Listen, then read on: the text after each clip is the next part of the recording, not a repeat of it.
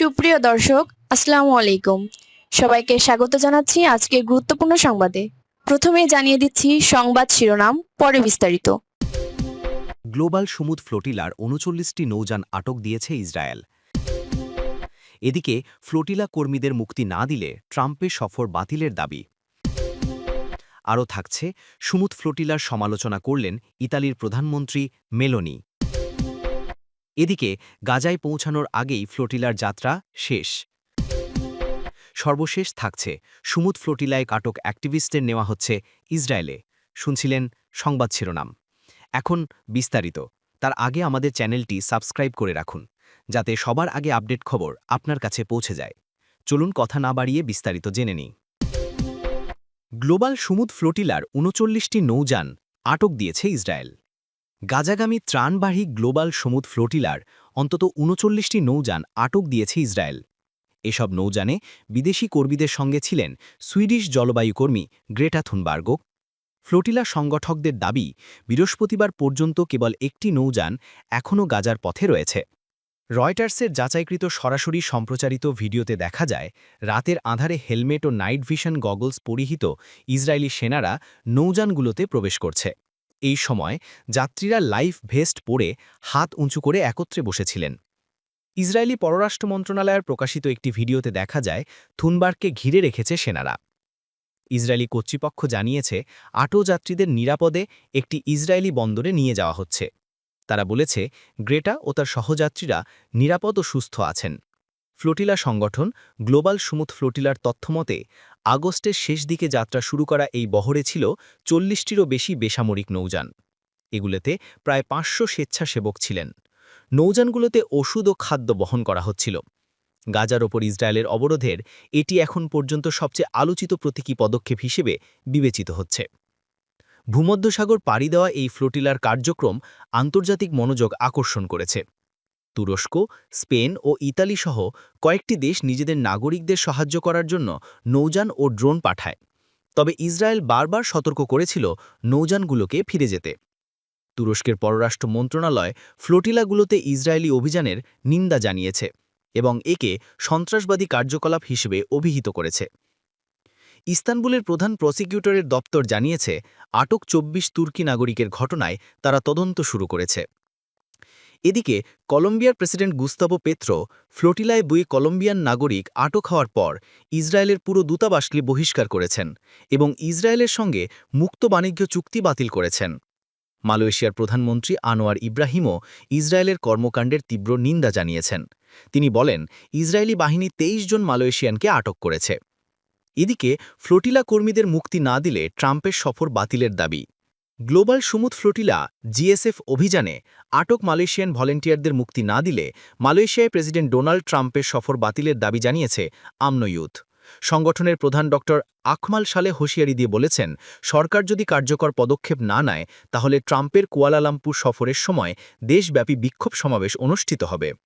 Doctor আকমাল তার Facebook পোস্টে লিখেছেন, যদি আমাদের কর্মীদের মুক্তি দেওয়া না হয় তাহলে আমরা সরকারকে ট্রাম্পের আমন্ত্রণ বাতিলের দাবি জানাচ্ছি।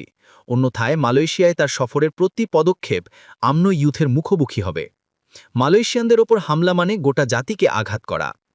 প্রধানমন্ত্রী দাতক শেরি আনোয়ার ইব্রাহিম ইতোমধ্যেই কনফার্ম করেছেন যে ১২ জন মালয়েশিয়ান ইসরায়েলি হেফাজতে আটক রয়েছেন। তিনি জানান, স্বেচ্ছাসেবকদের মুক্তি নিশ্চিত করতে আন্তর্জাতিক স্টেক হোল্ডারদের সঙ্গে নিয়মিত যোগাযোগ রাখা হচ্ছে। এছাড়াও তিনি ক্ষতিগ্রস্তদের পরিবারের প্রতি সমবেদনা জানিয়ে স্বেচ্ছাসেবকদের নিরাপদ প্রত্যাবর্তনের জন্য সর্বোচ্চ চেষ্টা চালানোর কথা উল্লেখ করেছেন।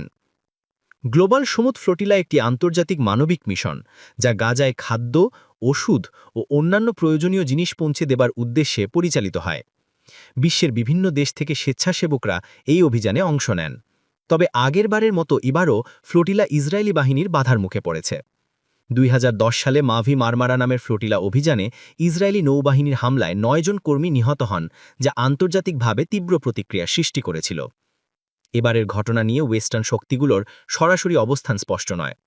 তবে তুরস্ক, কাতার সহ কয়েকটি মুসলিম সংখ্যাগরিষ্ঠ দেশ ইতোমধ্যেই নিন্দা জানিয়েছে এবং মানবিক সহায়তা কার্যক্রমে ইসরায়েলি বাধা অগ্রহণযোগ্য বলে মন্তব্য করেছে। জাতিসংঘের মানবাধিকার সংস্থা OHCHR এ ঘটনার ওপর উদ্বেগ ব্যক্ত করে বলেছে, গাজার মানবিক পরিস্থিতি মারাত্মক পর্যায়ে পৌঁছেছে। বাধা পৌঁছানো উচিত নয়। এদিকে মার্কিন প্রেসিডেন্ট ডোনাল্ড ট্রাম্পের এই মাসে কুয়ালালামপুরে ৪৭তম আসিয়ান শীর্ষ সম্মেলনে অংশ নেবার কথা আছে। সফরের মূল আলোচ্যসূচি হবে আঞ্চলিক নিরাপত্তা, বাণিজ্য প্রসার ও দ্বৈতিক সহযোগিতা।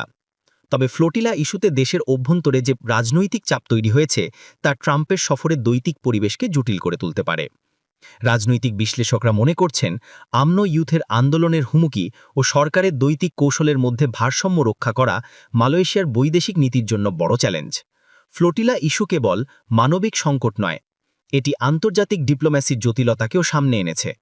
ট্রাম্পের সফরের সফলতা ও দ্বৈতিক ফলাফল নির্ভর করছে আগামী কয়েকদিনের পরিস্থিতির ওপর। আরও থাকছে, সুমুদ ফ্লোটিলায় আটক অ্যাক্টিভিস্টদের নেওয়া হচ্ছে ইসরায়েলে। ইসরায়েলি বাহিনীর হাতে আটক গাজা অভিমুখী ত্রাণবাহী নৌবহর গ্লোবাল সুমুদ ফ্লোটিলার সমালোচনা করেছেন ইতালির প্রধানমন্ত্রী জর্জিয়া মেলোনি। বৃহস্পতিবার তিনি বলেছেন, মানবাধিকার কর্মীদের এই মিশন কিংবা ইতালিতে তাদের সমর্থনে ডাকা ধর্মঘট কোনোটি ফিলিস্তিনিদের উপকারে আসবে না। বিশ্বের বিভিন্ন দেশে শতমত মানবাধিকার কর্মী, রাজনীতিক ও যানবাহন বহনকারী ফ্লোটিলার ৪৫টি জাহাজের প্রায় সবগুলোই আটক করেছে ইসরায়েলি বাহিনী। তাদের মধ্যে প্রায় ৪০ জন ইতালীয় নাগরিক আছেন। এই মানবাধিকার কর্মীরা ইসরায়েলের আরোপিত গাজার সামুদ্রিক অবরোধ ভাঙার চেষ্টা করছিলেন। ফ্লোটিলার প্রতি সংহতি জানিয়ে বৃহস্পতিবার ধর্মঘটের ডাক দিয়েছে ইতালির বিভিন্ন শ্রমিক ইউনিয়ন। বুধবার রাতে জাহাজগুলো আটকের খবর ছড়িয়ে পড়ার সঙ্গে সঙ্গে ইতালির বিভিন্ন শহরে বিক্ষোভ শুরু হয়। কোপেনহেগেনে ইউরোপীয় ইউনিয়নের শীর্ষ এক বৈঠকের ফাঁকে কথা বলতে গিয়ে মেলোনি ব্যঙ্গ করে বলেছেন, এই ধর্মঘট আসলে শ্রমিক ইউনিয়ন নেতাদের জন্য আরামদায়ক সাপ্তাহিক ছুটির অজুহাত। তিনি বলেন, আমি অন্তত এমন গুরুত্বপূর্ণ বিষয়ে আশা করেছিলাম তারা শুক্রবারে সাধারণ ধর্মঘট জাগবে না, কারণ দীর্ঘ ছুটি আর বিপ্লব একসঙ্গে চলে না। সাংবাদিকদের সঙ্গে আলাপকালায় ইতালির এই প্রধানমন্ত্রী বলেন, আমি এখনও মনে করি এসব কিছুই ফিলিস্তিনি পণজনগণের কোনো উপকারে আসবে না, বরং আমার কাছে মনে হয় এগুলো ইটালির জনগণের জন্য অনেক ভোগান্তি ডেকে আনবে।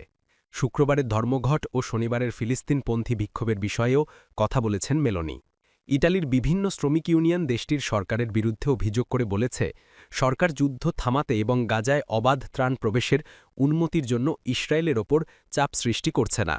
বৃহস্পতিবার সংসদে দেওয়া ভাষণে ইটালির পররাষ্ট্রমন্ত্রী অ্যান্টনিও তাইয়ানি বলেছেন, ২০২৩ সালের ৭ অক্টোবর হামাসের হামলার পর গাজার যুদ্ধ শুরু হয়।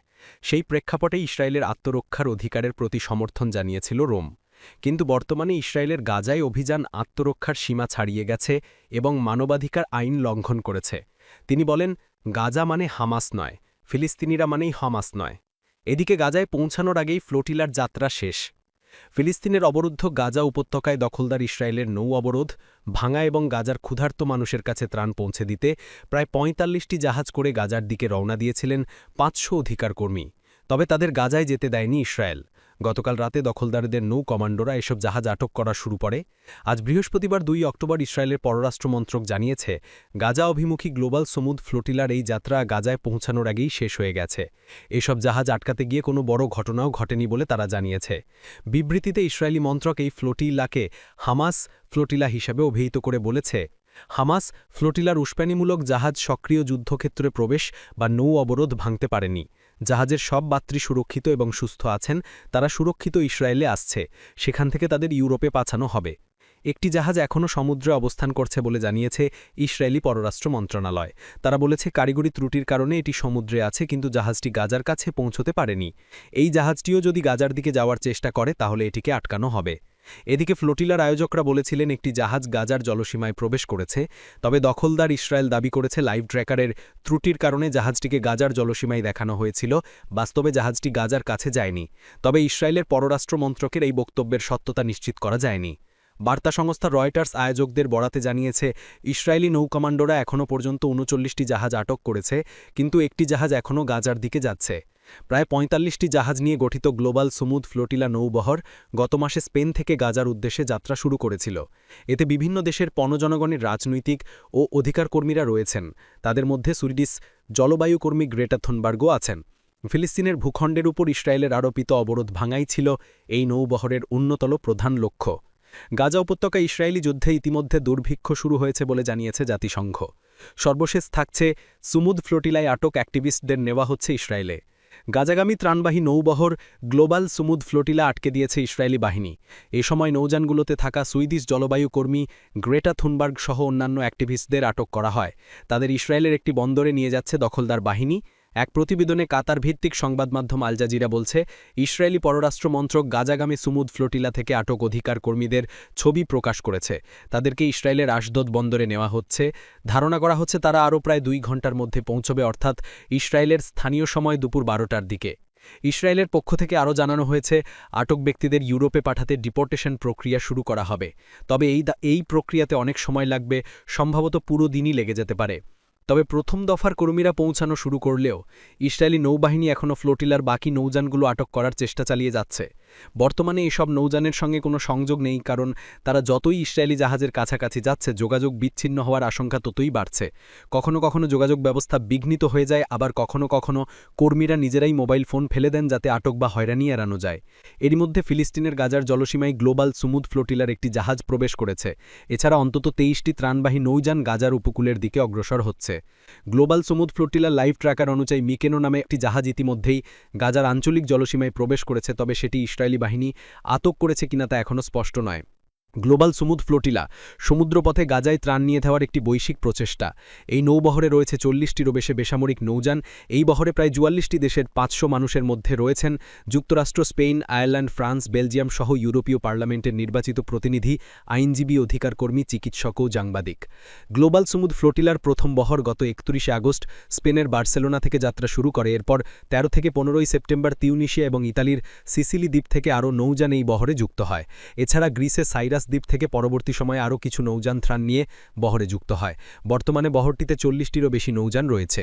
এই নৌবহরের ফিলিস্তিনি সংগঠন হামাসের সঙ্গে সম্পর্ক রয়েছে বলে শুরু থেকেই দাবি করে আসছে ইসরায়েল, যদিও এর পক্ষে কোনো প্রমাণ দেখাতে পারেনি তারা।